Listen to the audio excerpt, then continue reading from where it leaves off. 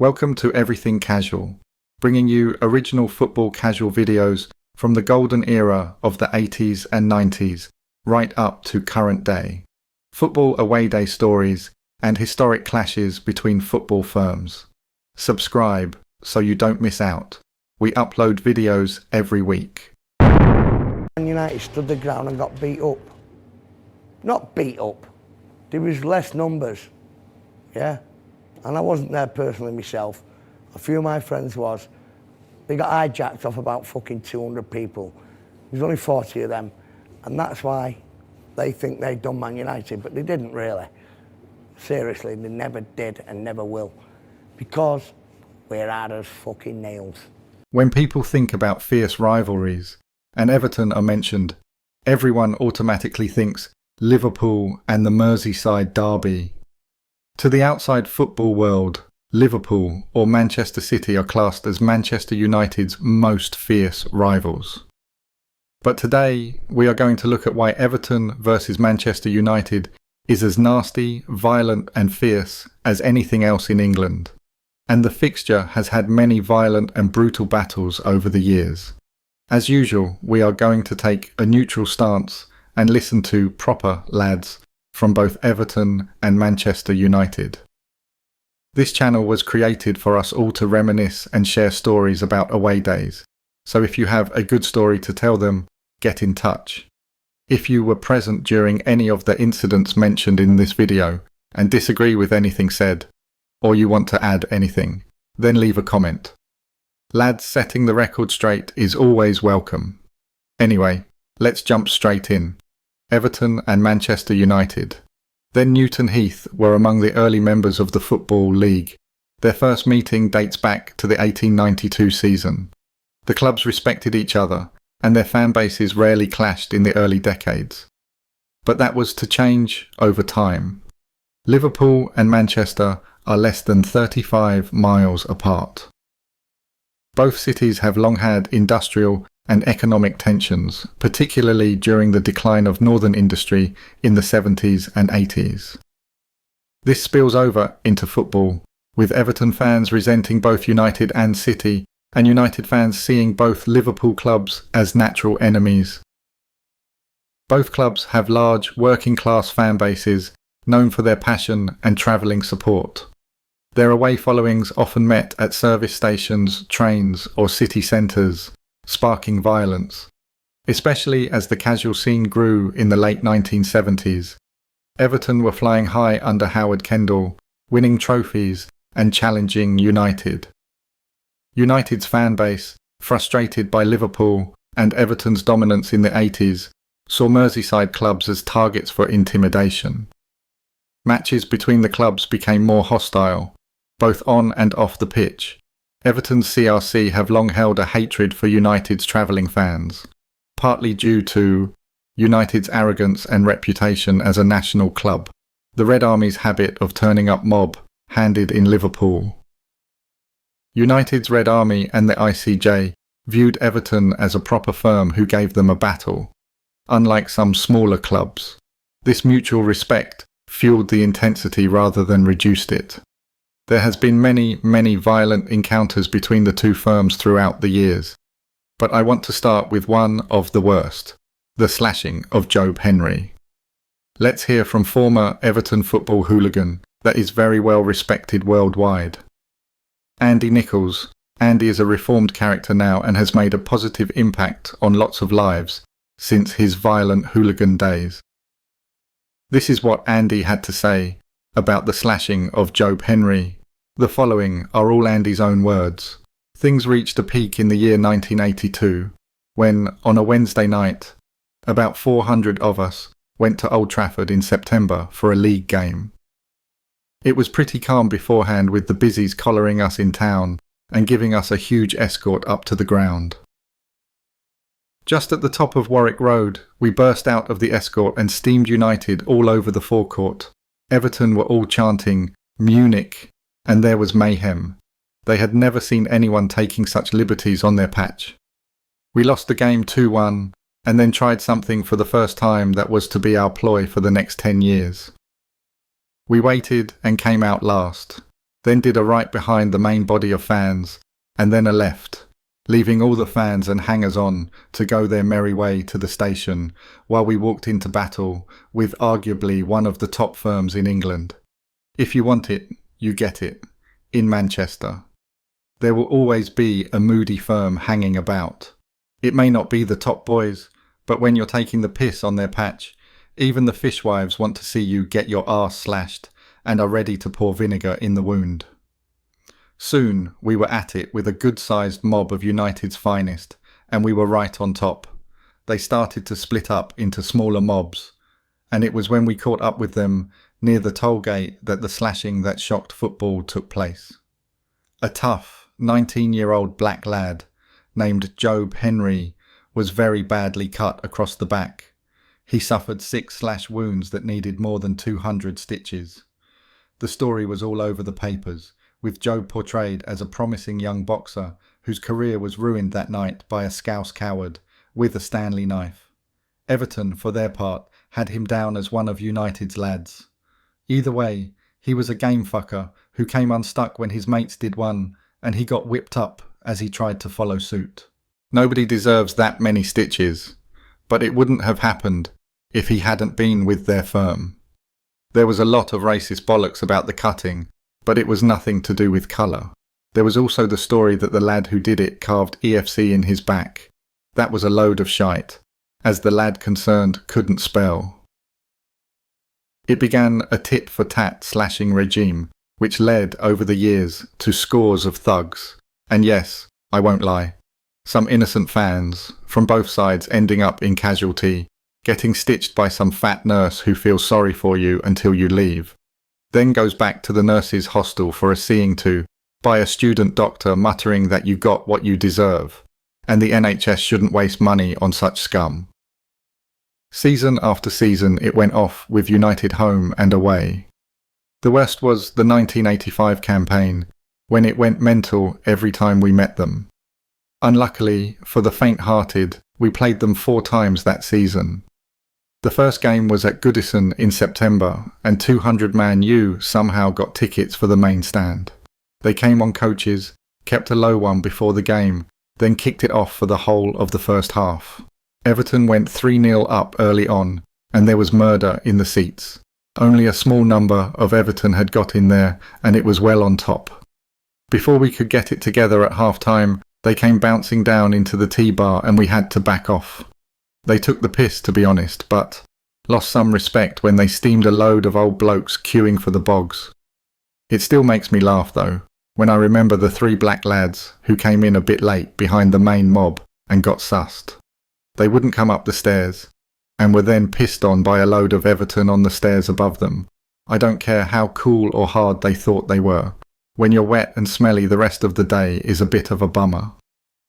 A copper sneaked up and managed to nick one of ours, who'd had a load of ale and couldn't turn his tap off. For the records, Everton were 4th and Man U 2nd, and we beat them 5-0. Their mob didn't do much after the game, but in their eyes they didn't have to.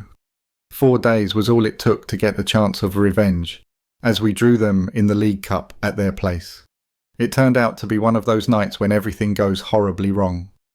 Start of the day, big time firm, let's do the Munich, and a banner reading, Job, how's your back? Dangling from the scoreboard end. 16,000 tickets we sold. And, as is usually the case when you have numbers like that, the mob gets split up, and a recipe for disaster is written. We won the match 2-1 with a last-minute goal from John Gidman, who had forgotten we'd sold him, and put one in his own net to send the Blue Hordes balmy. There is nothing like a last-minute winner to make your day, but it can have its drawbacks, depending on where you are when it happens. It would not be the only own goal that night. We set a flare gun off at the final whistle and steamed out thinking nothing could stop a mob this size except its own stupidity, and this was the main fault with Everton's mob. We were too clever for our own good at times. When the going was good, we occasionally dropped our guard, and a few times came unstuck because of it. Hundreds bounced out of the ground, but it was impossible to keep all the boys together as different mobs of Scousers and Manx battled all the way back to Oxford Road and Piccadilly Station. Our firm was about 100 strong, but was missing most of the top faces as we took the back streets down past the canals in the hope of avoiding PC Plod and finding their lads. Unfortunately, we managed to do both, but came right unstuck as the mob we met were all United's old boys. And after a couple of minutes, we backpedaled up a hill. Luckily, no one was cut up, which was a result, as we knew that if anyone went down, they would be made a scapegoat for the artwork Mr. Henry had suffered previously. The inquest had just begun when a huge mob appeared down a side street. We could see the Plod keeping back the United firm that had just had us off, so went down towards the mob thinking that if we all got it together, the now even numbers would result in a bit of a face-saving exercise. Wrong. We got about 100 yards from this mob and still didn't spot any familiar faces when the nightmare began. They realised we were Everton and blasted right into us. I had never, and still haven't, seen two different mobs from the same club as big as those two that night, and for the second time in a matter of minutes, it came on top. The Manx threw everything they could at us, and we did lose ground, but not face. We put up a better show than earlier, partly because we had to, but mainly because one of the lads got the flare gun back out, which, as well as scattering bodies, ensured that the busies were soon surrounding us, laughing as we licked our wounds, and worse still, our pride. So cut the bullshit now, right? Because that's sort of fucking shite, innit? You were doing well there, weren't you? You were doing well until a load of wank. You're not slinging it in, you're talking shite. At the end of the day, right? Are you throwing this on At the end of the Go fucking day now, right? You always play the numbers game, United, right? So answer me this truthfully always now. Always had the big numbers, though, haven't we? Always had the big numbers, never take that away from you. So last year now, your fucking 500 are getting escorted out to Goodison. Go on. And your 40 break away. Correct. And get mullered. They got fucking leathered. They got leathered. Where was the other fucking 4,500? The police had hold of them. 20 police stopped 4,500. The police. So you use it to your advantage, and then when it goes tits up, you use it to your disadvantage. You know what, me and They were done. Fucking hate each other, you know. You got done. That's the one thing they won't do is hold their hands up and say we got done fair and square. That was all from former Everton top lad Andy Nichols and his account of some battles against Manchester United's firms. Now let's hear from Tony O'Neill, former Man United top man and also respected nationwide on the football casual scene. This is what he had to say about Everton. Well, the lads who I hung around with, they weren't going, but lads from Wythenshawe were going. Lads from every estate was going. This was the talk for the last couple of weeks. We'd played them recently, a couple of weeks before. So it's Everton, and you had to go. United needed your support. Like I say, we believed we weren't going down, but it was inevitable. And going to a night game, very, very difficult. But going to Merseyside for a night game, you are taking your life in your hands. And we all had to go. Everyone was Genie showing up for weeks. I couldn't wait. I just could not wait. That day was just like butterflies, everything else, chatting away. But we knew what we was up against. This was going to be war. And I mean war. We was going to take it to the Scousers. Like I say, I'd been before and I hadn't seen United take it to him. I'm not saying they hadn't taken it to him, but this is the first time I'd been involved with all the lads what I grew up with in town, go to the matches. I'm 15 now, 15 years of age. These kids have known 16, 17, 18. Now you've got all the older lads there as well. And this was going to be war, and everyone had to go. No excuses. Some people might be a little bit surprised. Everton weren't a smaller club. Everton were a big, big club. 40 up to 48, maybe 50,000 could get in there. So they were a big club. This was I look at it and think to myself, I've always underestimated going to Everton as a football team and its fan base.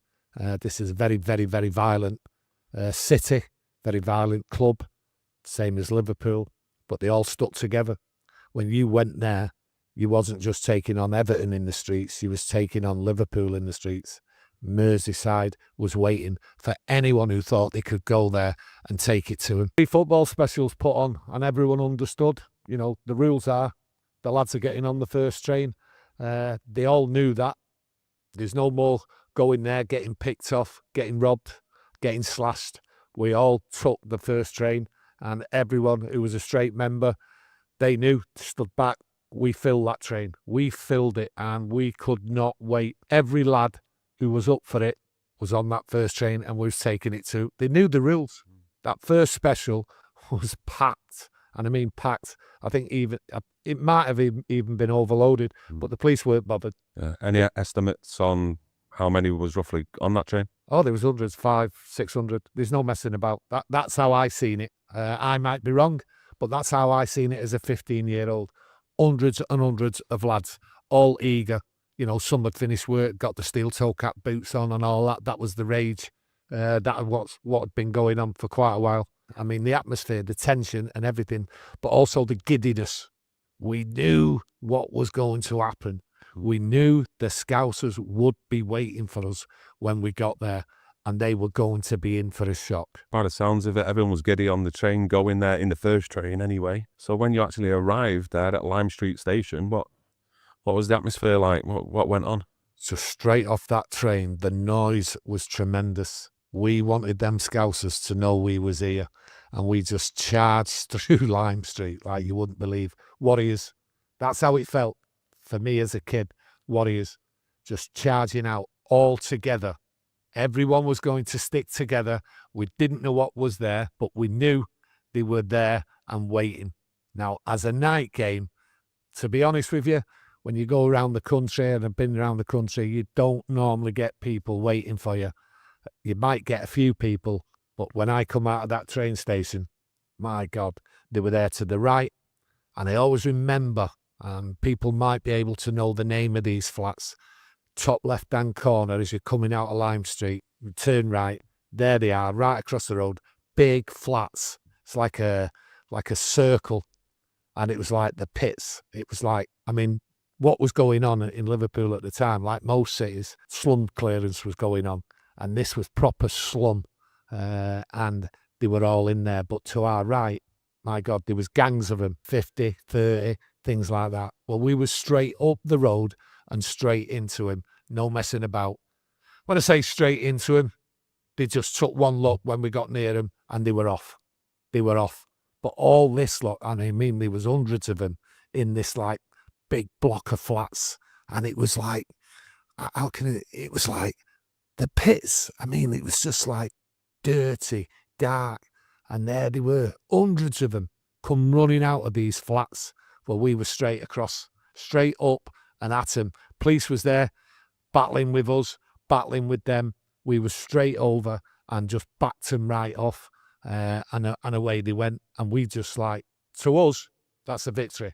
I mean, anyone at the time going to Liverpool or Everton, they knew if you backed the Scousers off, especially that early in the day, that was a victory.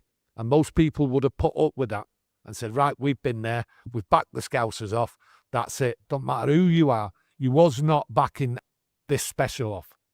And I've seen it before, where other teams have just had special trains, and it's very hard for the waiting people to actually do anything about it. But we backed the Scousers off. A few bricks and all that were coming our way, but off we went. The police were there with us, not many, escorting us all the way. For me, as a lad, we'd just done the Scousers. We'd just done the Scousers. But in reality, we hadn't done them. It was a long night. That was the first skirmish, but it was a victory. And most people in later years and that, they would look at that as a great victory, and that's the way it is. As a young lad, I've been around. I knew what was going on around the country. Violence everywhere. I'd been involved in it. Lots of us had been involved in it since like the last 12 months, and it had got really, really tough. That was a victory, but there was more to come. Going down the side streets in Merseyside, that was virtually a death sentence. He was getting robbed, mugged, everything, slashed. These are vicious, vicious people when they catch you. Unprecedented, really, when I look back at it all. The amount of times visiting supporters were caught down side streets. You knew not to go down them, but it didn't matter to this lot. You go down, you're just getting it because they were all there. And from the march from the city centre to this stadium, it's a long, long walk, and there is opportunities to be captured. Not captured in this mob, okay? This is a slum clearance. Half of it, from the walk to the stadium, half of it had been just knocked down in a slum clearance, and there is just bricks and rubble everywhere, every yard you take, and them bricks often come flying over at us while we're on the march and that. But what a sorry place at the time. What a sorry march, but a frightening walk if you was on your own or in small groups. But not for this gang. This gang was massive, and it was solid, and it all knew the rules and knew what to do. So there was no moving it. Would you normally have waited for the other two special trains, or do you wait for them when you get to the ground? Were they just like the normal straight members, so to speak, on the other specials? No, there's no waiting. You're off to the ground. You know, you couldn't wait even if you wanted to. You was marched to the ground. You was escorted to the ground, and that's what we did. We got to the ground. Not many Everton. We stayed out hanging about because we knew they were going to come. They were going to try and pick you off, but we stayed out there basically as like a guard for any other fans what was coming, for like if they travelled on a coach or they were got in a car or anything like that. And also the other specials, we wanted to see how they were, and eventually they came and they were fine. But what was happening, you had little pockets of Scousers turning up. And when I say Scousers, I mean on the streets, you're taking on Liverpool, you're taking on Everton fans, okay? They all come out. When Manchester United come to Merseyside, there is no young lad or anyone who looks for trouble staying in their house. They are coming out and they are going to try and get you. They don't sit in the house. They know the enemy's here, and we are the enemy. We're the number one enemy, and they're all out. So little gangs were turning up, but they were getting cleared off because of everyone what was there. Getting into the ground, no problem at all. But little skirmishes, that's all what really happened before the game, because we was the mob, and we just took over, and we concentrated ourselves in and around where United supporters were going in the ground. Back to Andy Nichols now, and an Everton point of view, taken from Andy's book called Scally. This is an actual account from Everton County Road Cutter's perspective. It's strange how the mind of the soccer hooligan works. Although we would fight and die for the club and wanted the team to do well on the pitch, after beating one of bitterest rivals twice in a week and going top of the league and a step nearer Wembley, the mood on the train going home was as if we'd been relegated. Many firms would have looked back on the night as a result, but at the time, we were one of, if not the, main mobs around, and the fact that we hadn't killed Man U was regarded as a major embarrassment to most of the lads on the battered British rail cattle coach the cheeky bastards called a train. Particularly the unlucky few who had been thrown or jumped into the canal trying to escape. There were loads of lads missing on the train, and when we got back to Lime Street we saw why. A couple of hundred were still milling about, telling tales of the boss time they'd had. Much to our dismay, they had taken it to different mobs of United all the way back to town and been well on top. Our mob had not been as fortunate, and the inquests went on for weeks about who was to blame. It taught us the lesson to stick together as one firm, a lesson we absorbed for about 6 months, when exactly the same thing happened at Chelsea. Everybody deserves a little bit of luck in their life, or even just a break.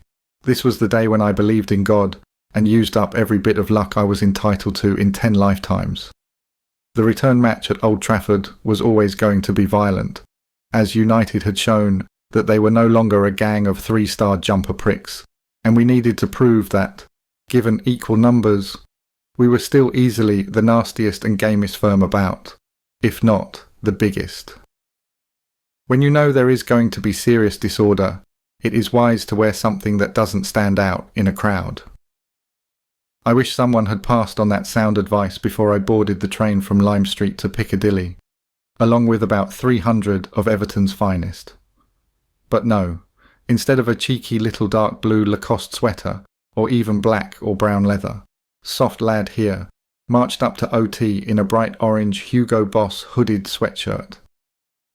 As was the norm in those days, we got picked up pretty quickly by the Dibble, as the Manx so fondly call what we term the busies, and they kept trouble before the game to a minimum. Everton were on course for the title by now, and we filled the away end. Unlike today, very few football nuts would go, and 90% of our following was boys. If not all ones who would look for trouble, most who didn't mind if it came their way. The match finished 1-1 with both teams missing a penalty, and the atmosphere in the ground was hostile to say the least. End of match, same old ploy, still not sussed.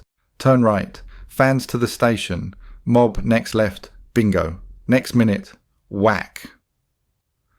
Where are you going, you scouse bastard? The grim drawl of his voice pissed me off more than the clack, and before you could say Dibble, the Manc busy had me spread eagled on the floor and took great delight telling me which hole he was going to stick his truncheon up if I wandered out of the escort again. I blagged him that I was in a van, and the 100 or so lads that were disappearing into the distance were also on the same form of transport. He gave me a glare and said, "Nice sweatshirt, poof." I should have taken the bastard thing off there and then and binned it, but it had cost a ton, and I had jack shit on under it, so I merrily jogged down the road to catch the firm up before the inevitable battle began. I didn't make it. I got within 50 yards of the main mob when 20 lads came running out of a side street. We went into them thinking they were Manx, but this one soft lad pulled a half Everton, half Celtic bobble hat out of his jacket. They were a bit of a trend at the time to some of the plastic hoolies. He started wailing about hundreds of Man U chasing them everywhere. He was right.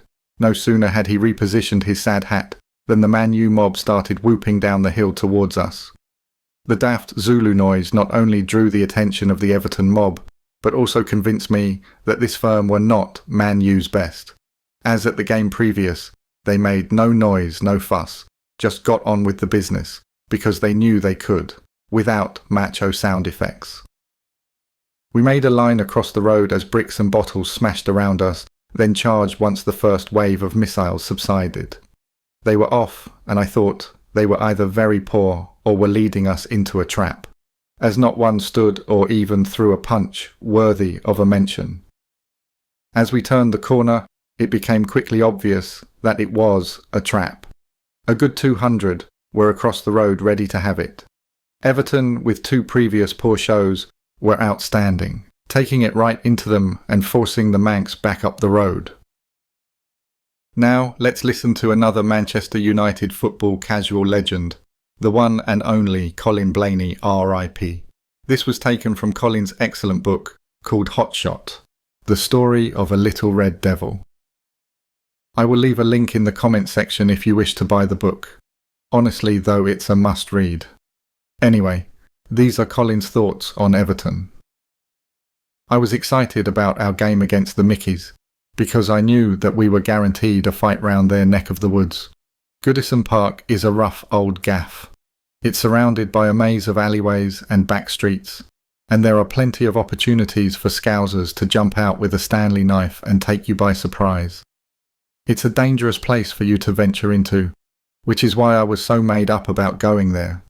It's also funny going to Liverpool, because loads of women always turn out to shout abuse at you. Sometime whole Scouse families will line the streets to slag United off. Game on, I thought to myself. Those Scouse bastards won't know what's hit them. On the day of the match, 400 of us jumped on a train to Liverpool, excitedly chattering away to one another about what we were going to do to the Mickeys. The train stopped just before it got to the station, which was frustrating, because we were raring to get into them, and with that, we all jumped down onto the track and made our way towards the platforms on foot. Nobody told us to stop. I don't know if there were no staff on the train, or they were too afraid to approach us, but we were left to complete the journey into Liverpool by bowling into the station in a huge, inseparable mob. As a mighty army of United marched confidently through the darkness, the police shone torches down the track. In an attempt to ascertain our number, they need not have bothered, because there was nothing that they could do to stop us. they would have needed 10 times more officers to take us on. We walked straight past them without as much as a glance in their direction. Nothing was going to stand in the way of a chance to turn the Scousers over. We had come to get a result. The minute we left the station, the Scousers were on us. They had a good 500 lads, and they were flashing Stanley knives about. The Mickeys love to show their blades, jumping around the place, waving them at you. But as soon as you run up and bang one of them, they usually go to pieces.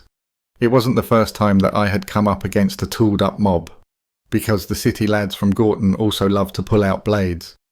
The difference was that only 1 or 2 boys from our rival estate usually packed a weapon, whereas the majority of the Scousers seemed to have something on them. They were the biggest tool merchants going, but that wasn't going to stop us from getting stuck into them. Blades or no blades, we were going to do them. There were 2 types of lads that carried a blade to a match. Those that used them as a fashion accessory, and those that were actually willing and ready to cut you with them. A fair few lads would wave a blade around, only to shit themselves and drop it the moment you got up close. The problem was that it was impossible to tell the shitbags from the boys that genuinely wanted to carve someone up. This could be a little unnerving at times, but when I was with the full united mob, nothing like that really bothered me. We were all in it together, and if any of our mob were in trouble, the rest of the boys would come running to their aid. We were the invincible Red Army, and no amount of tools would prevent us from kicking the Scousers all around the streets of Liverpool. They were going home beaten, bloody, bruised, and broken. We managed to back the Mickeys all the way up to Goodison Park, although they put up a fair bit of resistance, and firms of Liverpool joined their ranks from nearly every street we passed. The police were desperately trying to keep the situation under control by steaming into our mob and splitting us into smaller, more manageable mobs. We did our best to stay together, knowing that we would be sitting ducks for the Scousers, if separated from the main body of our firm. They had no chance whatsoever of defeating our mob, but a group of 10 or 20 lads would be a different matter. Once we got into the ground, the atmosphere was tense, with the Scousers throwing golf balls and tennis balls with nails hammered into them into our end. Back then, there was no CCTV, so the throwing of missiles was commonplace. The Scousers were out in force for us as soon as we got outside the stadium, kicking and punching as if their lives depended on it. They put up a valiant effort, but when united are mobbed up, we are unstoppable. We slapped them all the way back to the station and then ran them down the street, before calmly boarding our train back home. Thank you for taking the time to watch this video. If you subscribe, you will be notified when we release a new video. It could be your firm we make a video about next, so don't miss out and hit the subscribe button. You can find me on Facebook or email me if you have a good story to tell. See you next time.